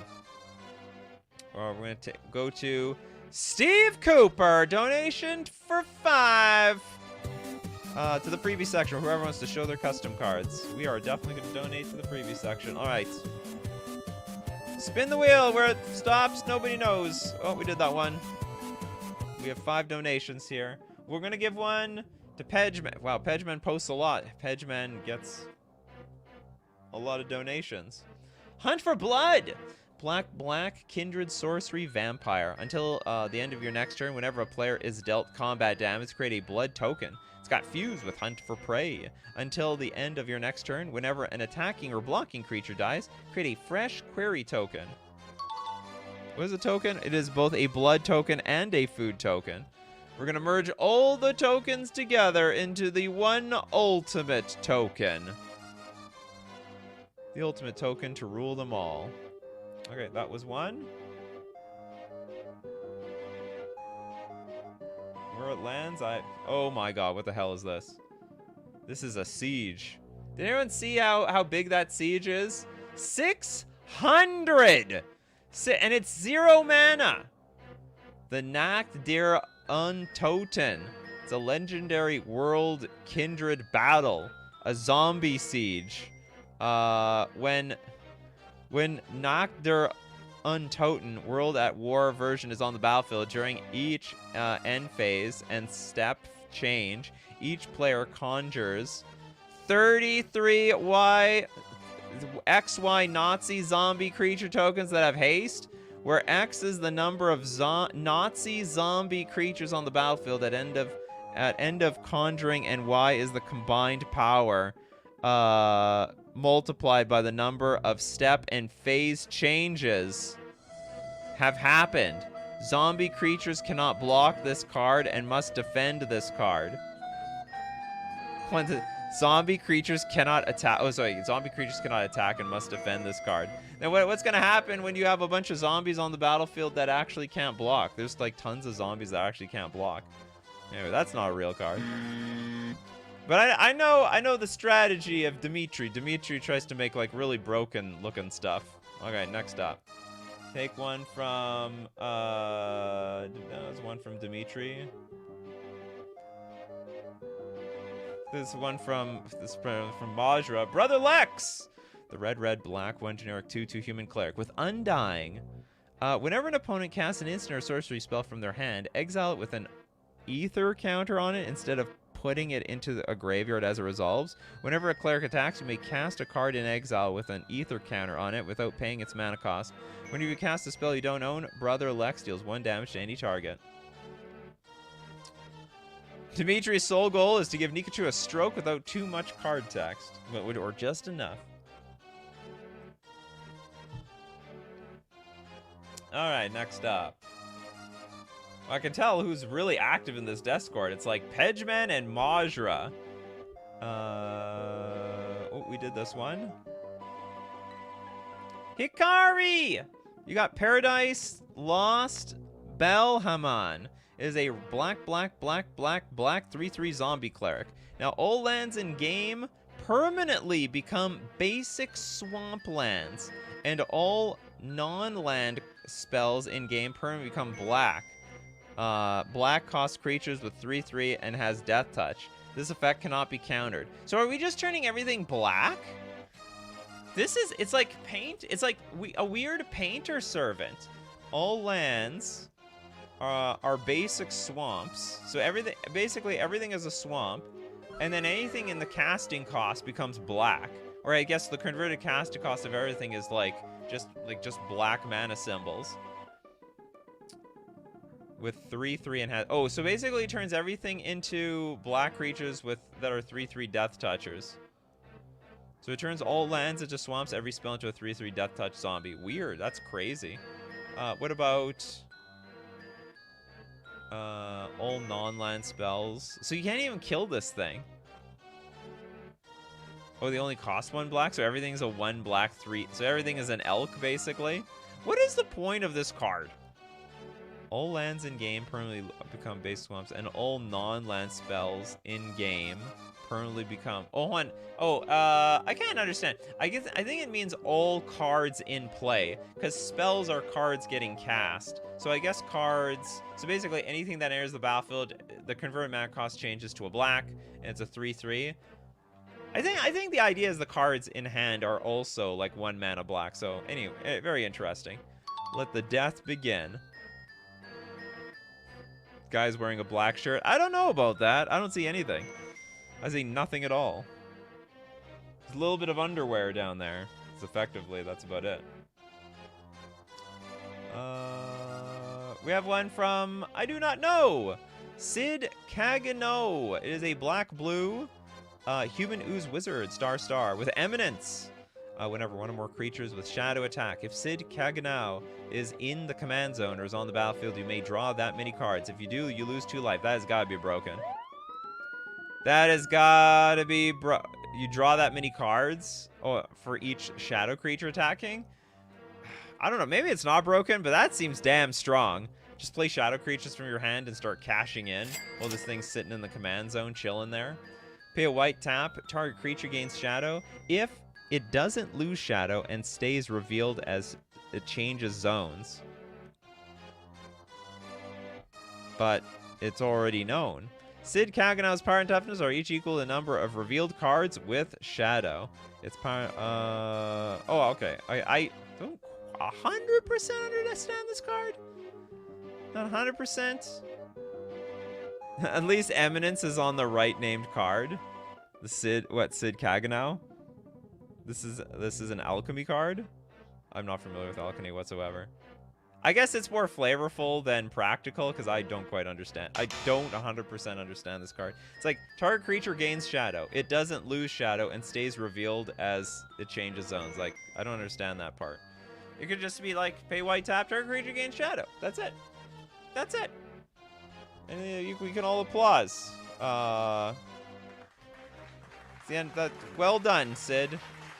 I don't even know why Sid wants to be on the battlefield. Looks more valuable in hand. Okay, I think we have one more donation to the Super Chats.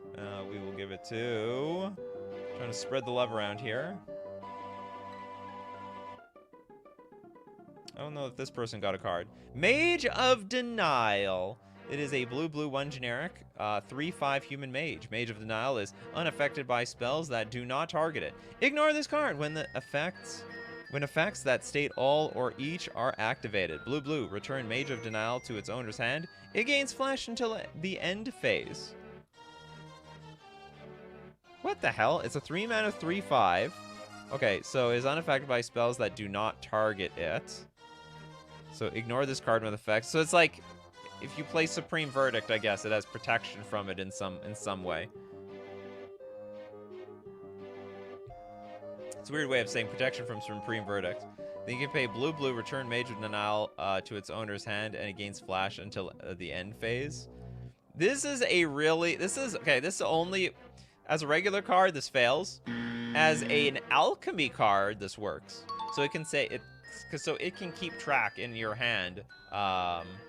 You know what you could do to make this work? Blue, exile Mage of Denial. You may play it from the exile zone, as though you can play any other card. You may cast it from exile, and also it has flash until end of turn, which is totally fine. Yeah, some sort of weird inverse hexproof of some sort. Minimum is $2. For one, it's like basically $2, one card. Effectively how it works around here. We're gonna move on to Darkstar Ashura's Nikachu, Influential Gamer. I wish it was $5 per card, but I cannot, for the life of me, change the minimum donation amount. Not yet, at least. When I do, I'm gonna cash in. Influential Gamer. I can't find this one. Look up gamer. Oh, there we go. Oh, you spelled influential wrong. That's where the problem was. That's where the problem lied. Blue, 3 generic. I'm a blue wizard! Sorry, I'm a blue Merfolk gamer. I'm a 4/4 with Ward 3. With Island Walk. Merfolk spells you cast have Storm. Oh my god. Someone made a video of that once. I don't know, they programmed their own MTG client. I think they adjusted Cockatrice or something. And they made it so that, like, every card that you played had Storm. It was ridiculous. I find it interesting how Merfolk is at the rock bottom of the meta, but I still see something in it. The right build in the right hands can still get the job done. Said me. I like it. Of course, anything made by me is definitely gonna get a pass. Okay, next up, we've got, we'll move to 4 Paths of Life. Thank you very much for your super chat. Beyond the Eternities. We have another Majra in the house. Beyond the Eternities. If this is your extra account Majra, I'm gonna know. Virtual user. Okay, Celestial Seas. It is an island. While it is not in the library, Celestial Seas is treated as though it is a basic land for all spells and abilities. Basic island lands you control or that enter the battlefield become copies of Celestial Seas. So basic lands are all these. Lands you control that produce blue or colorless are snow lands in addition to their other types. Add a blue or a colorless.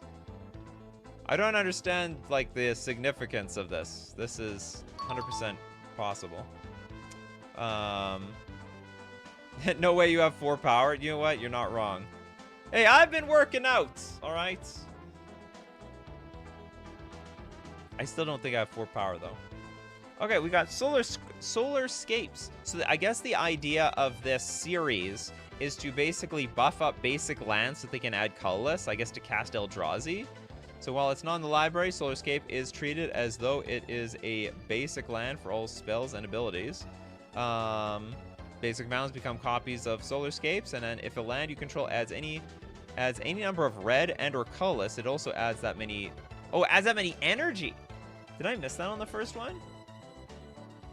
Oh, I see. I guess they all have some extra ability on it. So the first one was lands you control that produce blue or colorless are snow lands. Now this one is you get that much energy. Well, that sounds insane. This is very good for Modern Horizons 3, and otherwise it taps add a red or a colorless. I don't know why you want to make it a basic land, though. Okay, so this one is, if a land you control adds green or colorless, it gives... It's the Astral Groves, by the way. Astral Groves. If a land you control adds green or colorless, it gives spirit creatures you control +1/+1 until end of turn. If a land you control adds green or colorless... That one is busted! This is great in a spirits deck. This is crazy. So we just tap mana and then, like, mega buff my creatures? This is really wild, and everything is a copy of it, right? Basic forest lands you control. I will admit it's hard to have too many basic forest lands. It's also very hard. Do you know what? It would be very difficult. Let's say I made a Bant Spirits deck. Like, I can't have many copies of this in the deck. Can't even have that many basic forests.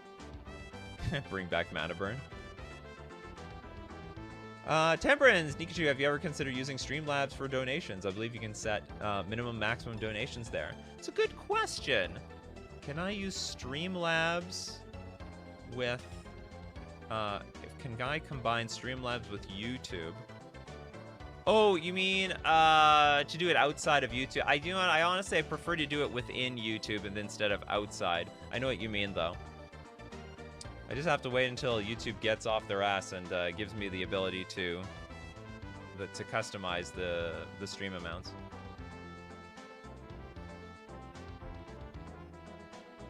Nikachu is a solid 3-3 with effects. You don't want to mess with. I'm probably a solid 1-2. All right, I'm a solid 1-2. Okay, pitch Nebulae. This is a swamp. Now, lands you control that produce black or colorless gain tap, add an oil counter to target permanent. See, like, these are obviously fine. This is, like, definitely... And you even for those Phyrexians, they want that oil. Tap that a black or a colorless. And then the planar tracts. Lands you control that produce white or colorless gain... When this land untaps, you gain 1 life. That's interesting. Even more reason to actually tap all your lands. Tap lands, untap... It's like inspired, gain life. Okay, next up, we've got Arcanus Ultra with the World Hydra. Is this your 10th Super Chat for today? Ooh, I like that image. That's a sharp one. We got for Gruul X, a 0/0 Hydra, and ETB with X +1/+1 counters on it. World Hydra may attack any number of players and/or planeswalkers. World Hydra deals combat damage equal to its power to each creature oh wait, just each creature blocking. Okay, that's fine. It may attack any number of players and/or planeswalkers, what, simultaneously? Its power is not divided, so instead of punching somebody, we like super smack everybody. We don't have our eyes on one player. We have our eyes on all players. That is also unique design space. Is there anything in the game that even resembles this? Like the ability to attack 3 people at once? I like this. It's like, I attack everybody. It probably is an absolute pain to design. It will be just really, really awkward, but I like the design space. It's pretty cool. Approved. Dies to removal. Yeah, just like everything else in this game. Blast offer. Alrighty, some from me too. Look at any 2 you want from the latest picks. You got it. Wait, you just posted something? Oh, you made a I guess this is you? Baja? Is that you, Baja? I'm pretty sure this is you. Okay, so let's take a look at... okay, let's take a look at the first one. We got Lighten the Mood for a white 1 generic. It's an instant. Draw a card. If you attack this turn with 2 or more creatures, and at least 2 of those creatures are still on the battlefield, so they had to have lived, draw 2... Well, if you attacked... I guess you just attack with 2 and you just play this. Oh, I guess they still need to be alive when this card resolves. So anyway, okay, draw 2 cards instead, and you gain life equal to the total mana value of cards drawn this way. Love it! I think this is a great card. I love this party. The dirtiest of simulations always end up well for me in the end, says Isaac. Are these pirates? And we'll take a legendary Kimmy, Fate's Advocate. Blue-white, 3 generic for a 4/4 human cleric mystic. With Shadows of the Future, when Kimmy, Fate's Advocate enters the battlefield, all players reveal and mark their life total and the cards in their hands. Oh god. At the beginning of your next upkeep, all players return unmarked cards in their hands to where they came in that order, and return marked cards to their hands wherever they are. Then, if your life total is lower than during the marked time... What is going on here? Gain life equal to the difference. Bit of luck. Tap. Blue, 2 generic. Draw up to 3 cards and then discard that many cards. I don't know what this card does. This is definitely not something I understand on the first read. It doesn't work. You have to reveal cards you draw. Mark the cards in their hand. It danger! I don't know what it does, but maybe a danger. This card is not very clear. I don't know how to fix it. This is very strange design space. Okay, let's look at another one. How we look at Seraphne, the Dragon Sorcerer. This is a 4-mana 2/4 Dragon Elf Shaman. Half dragon, half elf. I don't even want to know how Mommy and Daddy made that, you know... How did Mommy and Daddy meet? How did that happen? Well, we were very drunk at a bar one day. Okay, you may pay blue and sacrifice a dragon rather than pay the spell's mana cost. When Seraphne, Dragon Sorcerer, enters the battlefield, you may reveal a dragon card from your hand. If you do, give a dragon you control +2/+1. And it's also got Burning Hands for 4 mana, tap. Deal 3 damage to an enemy creature and its controller. If a creature died this way, you reveal a dragon as this card enters the battlefield. I guess you may reveal a dragon as this card enters the battlefield. What? It's on Burning Hands. Deal 3 damage to an enemy creature and its controller. So 3 damage, 3 damage. If a creature died this way, so let's say it died, you reveal a dragon as this card entered the battlefield. Ah, that sort of just fell apart at the end. That doesn't make any sense at the end. I don't mind the pay 4 tap, deal 3 damage to a creature and their controller. I guess what you want to say is that if a creature died, reveal a dragon card and then draw a card. I think that's what it means. If you revealed... Oh! Then you should say activate this ability only if you revealed a dragon spell or something to that effect. So it's like activate this ability only if you revealed a dragon spell when it enters the battlefield. When it enters the battlefield or something like that. Sacrifice the dragon rather than... I don't know when you reveal a card though. Oh yeah, when it enters the battlefield you may reveal a dragon card. I guess what you could say is like if you reveal a dragon card, you put a dragon tooth counter on her. And then if she has a dragon tooth counter, you can activate Burning Hands ability or something like that. Something to that effect. Okay, we're going to move on. But not before... some more music in the lineup. We're going to move on to Deuce, Lethal Company Commander. Lethal Company Commander. From Wellerman. Okay, this is The Company. It's got some sort of art in the background. I don't know exactly what the hell it is, though. It is a black 2 generic legendary enchantment. The Company can be your commander. The Company enters the battlefield with an age counter on it. Indestructible. Commutative upkeep. Sacrifice an artifact. At the beginning of your end step, you may search your library for a permanent with converted mana cost X or less. Reveal it and put it into your hand, where X is the number of age counters on the Company. Then shuffle your library. You better go find artifacts. That's all I'm gonna say. Is this okay? It can be your commander. It's an infinite tutor, but you have to sack artifacts? I have no idea if this is broken or not. This could be either really broken or really Zybers. One or the two. What it is, I'm not sure. Okay, next up, Will Anderson. The Selfish Rake.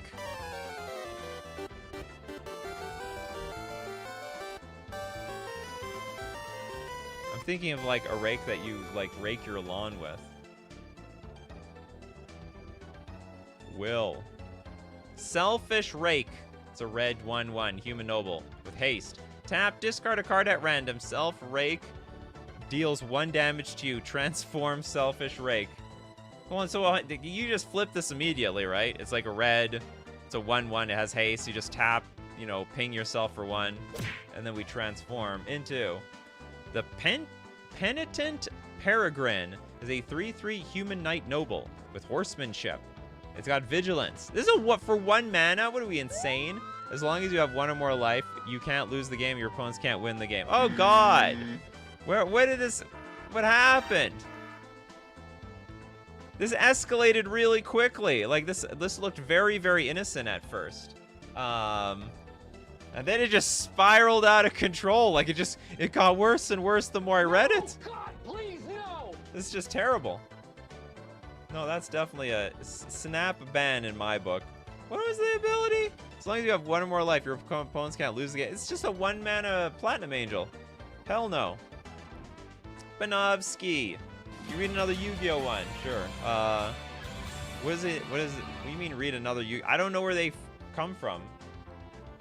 Can I look up Yu-Gi-Oh cards by just putting YGO? Not really. Where are the Yu-Gi-Oh cards from? Okay, hold on. Can I look for a Yu-Gi-Oh card? Who the hell is submitting Yu-Gi-Oh cards in the custom MTG Discord? Do you have a title, Benovsky?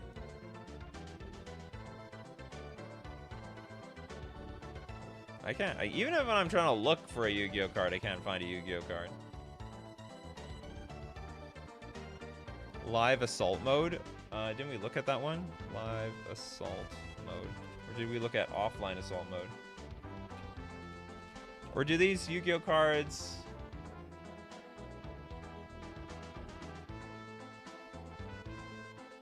I think we just read this one, right? Assault Mode activates. Tribute 1. I think that's it. Okay, we don't have a card here, so... 20 bucks to search Yu-Gi-Oh cards. Let's go. I'm not gonna look up a random Yu-Gi-Oh card. Okay, I'm just gonna donate this one. We'll donate it to... who has not got a card yet today? Across a bunch of people. Who's down here? Magic Apocalypse. Jin Gitaxias Realmbreaker. Even broke the image. It's completely clear. For 9 mana, 7/10. Phyrexian Praetor with Trample. Whenever an opponent mills 1 or more cards, put that many Hive Mind counters on Jin Gitaxias Realmbreaker. Jin Gitaxias Realmbreaker gets +1/+1 for each Hive Mind counter on it. At the beginning of your upkeep, create an XX blue Phyrexian Construct artifact creature token with Trample, and whenever this creature deals combat damage to a player, that player mills that many cards, where X is the number of Hive Mind counters on Jin Gitaxias Realmbreaker. It's got Madness, pay 6 blue. It's probably fine. It's Jin Gitaxias. It's Jin Gitaxias around here. Live Assault Mode. I thought we looked this up already. Live. I can't find Live Assault. You want me to look at... He skipped the Yu-Gi-Oh cards, scrolled past them. Where's the Yu-Gi-Oh cards? Okay, look, what is the post called? I'm looking up Live Assault Mode, and nothing is showing up. That's what matters to me. Because, like, look, the card names are even clipped for me. I don't know which ones are the Yu-Gi-Oh cards. I'm going to jump to present. I still don't see it. If you want, you can repost it, and then post it with a name. I have instructions in my description. It says if you want me to look up your card, you have to give me the post name to it. Because I can't look it up otherwise. Okay, so repost it with a name and we'll look it up. Okay, we got damn it, I forgot your name. You once knew it though. Good to see you again as well. The Commander Tears.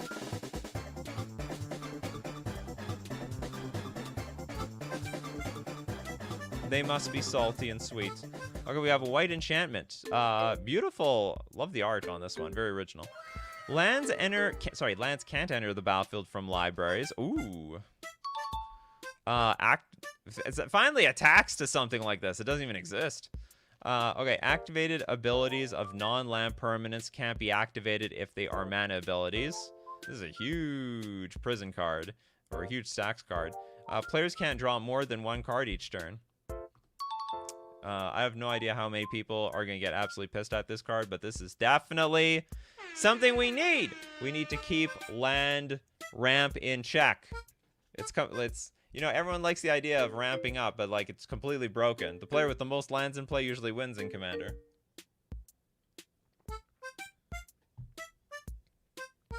Does chat have the name? I don't think there is a name. Or give me a name of something that's really close. Assault mode? Oh, okay.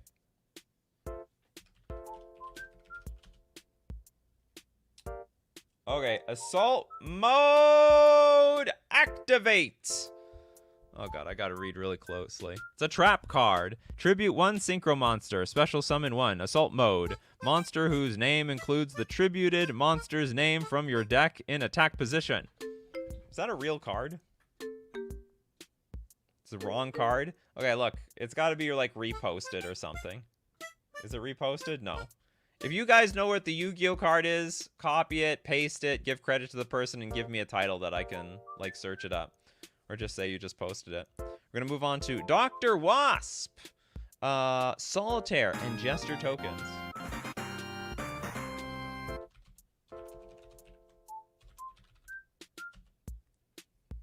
Alright, we got Solitaire and Jester token. Legendary creature based on my D&D character who faked his death many times. So this is a token. Cast when drawn, return Solitaire to the battlefield. Okay, as part of the Solitaire card, it is a red-black 2 generic 1/3 demon shapeshifter clown. Death touch haste. When Solitaire enters the battlefield, shuffle 4 Jester tokens into your library face up. Are we having fun yet? Said Solitaire.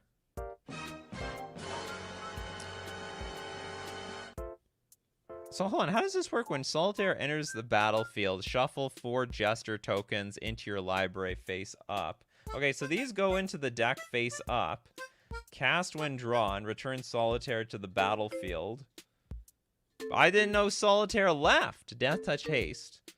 So I guess the idea is if Solitaire dies, you can replay the Jester token, cast when drawn, and then Jester comes back, and we'll put 4 more of these tokens. So you need to have a lot of these tokens, because you shuffle 4 of them. People will just, like, cheat and put them on the bottom of your library, won't they? Isn't that easy?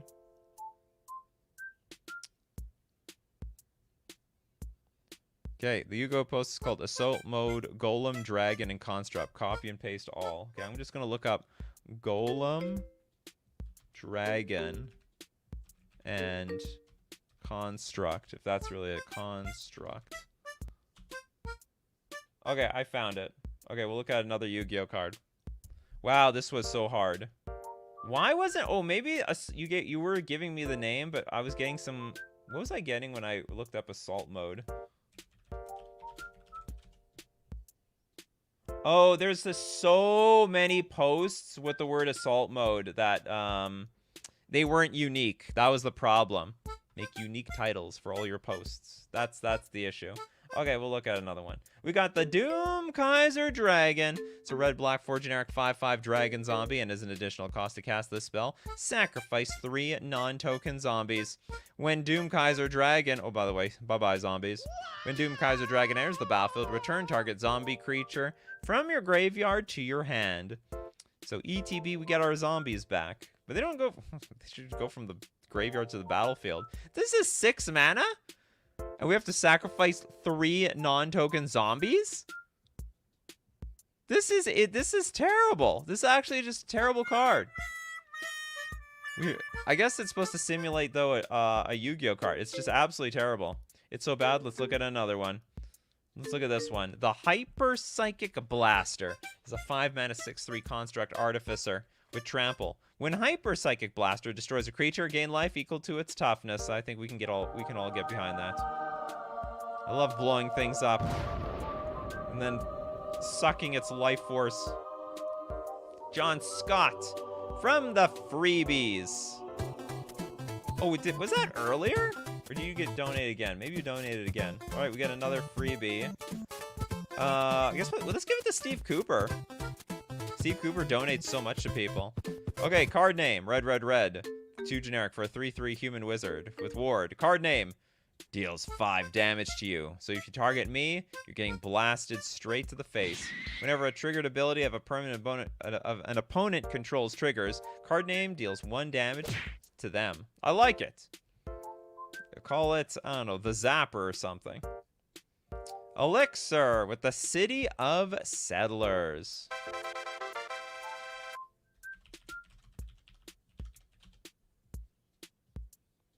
Legendary land. All right, we can tap. You may play an additional land this turn. That land enters the battlefield tap. That's busted. It's just a land that's it's like, or is it? But maybe it's not busted. Maybe I'm exaggerating here. It's like explore. It's like the explore the land. Actually, it's 0 mana explore, right? Sorry, is it explore the word I'm looking for? Or exploration, I think what it is. It's like a 0 mana exploration. It's like a green enchantment. You can play an additional land on each of your turns.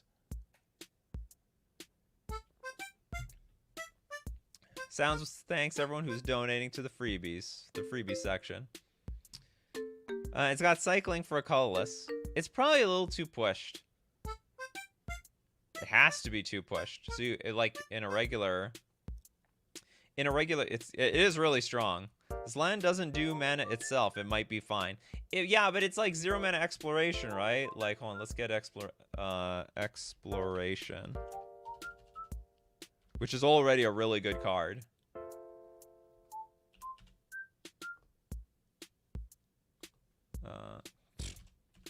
Keep spelling exploration wrong. Okay, so for a single green, you may play an additional land on each of your turns. You gotta spend mana to do this. So you play a forest, play your exploration, and then you play an extra land. Oh, and then next turn you can play 2 more lands. That gets you to 4 mana. But in this case, this is not land itself. So basically, we put a land in play, then we can tap it, put another 2 lands in play next turn, but we're only actually at 3 lands. Do you know what? Now that I think about it, this is fine. Not once per turn, doesn't add... Yeah, you may play an additional land this turn. It is once per turn. You have to tap it. That's about it.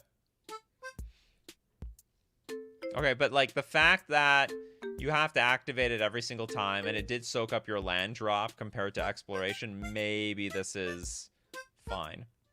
I don't know why you'd ever... Well, I guess you cycle it because you like top deck it when you already have all your lands on the battlefield.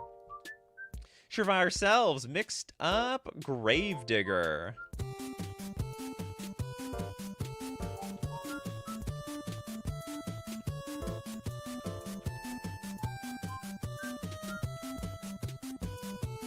Okay, we got mixed up Gravedigger. It is a black 3 generic 2/4 zombie cleric with death touch. All cloak cost 2 less. Isn't that gonna make some of them like free? When mixed up Gravedigger enters the battlefield, exile all other face-up creatures you control. Cloak each creature exiled this way, then shuffle them randomly. So basically, no one's gonna know exactly what the hell you have. It's gonna become random. And I could cloak it for not. Does that make it free? Like, I think it makes it free. I can't remember what the cost is for cloak cards. It's cost 1 mana each since it's a land. Oh, you're talking about the last card. I think this card is fine. In fact, it might even backfire on you. Dr. Wasp! Gearfried. Metallic Defender. Gearfried.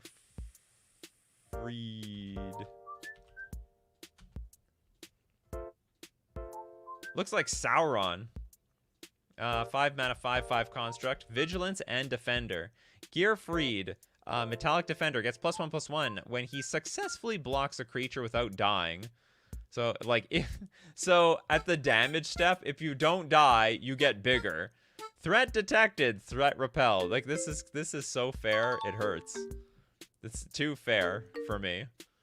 Blast offer with Cathartic Cistern. Would love to hear your thoughts. All right, you're gonna hear my thoughts. Cathartic Cistern. Which one? I guess the original one. Cathartic Cistern, 3 mana room. Okay, this is, what is it, like a D&D sort of thing? Pay 2, tap. Choose one that has not been chosen yet. Drink the water, gain 4 life. Loot the chest, create 2 treasure tokens. Investigate the torches, draw a card. Decipher the plague, scry 2. Search for a hidden door. Search your library for a creature card with mana value 4 or less and put it into your hand, then shuffle. Where do we even begin for 2 mana? I think this, so it's basically, it's like a demonic pact. I think this is great. This is a banger card. I thought like Wizards has like some cards like this where like you pay an ability, you get to choose one of whatever card that hasn't been chosen yet. You get that. Like there was like one where you get a brain geyser, like a demonic tutor, and some other stuff like that. This is a great idea. Yeah, you can get a clue.